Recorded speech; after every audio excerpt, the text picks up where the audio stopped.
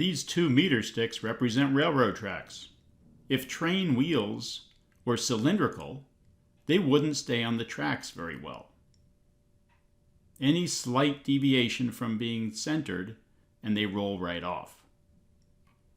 But if they have a conical shape to them, which they do, they look sort of like this. Now I've removed the axle and just sandwiched the 2 wheels right together.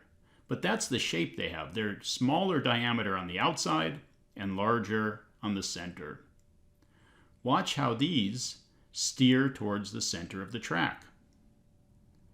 One more time, I'll make it a little more obvious. Now let's watch in slow motion.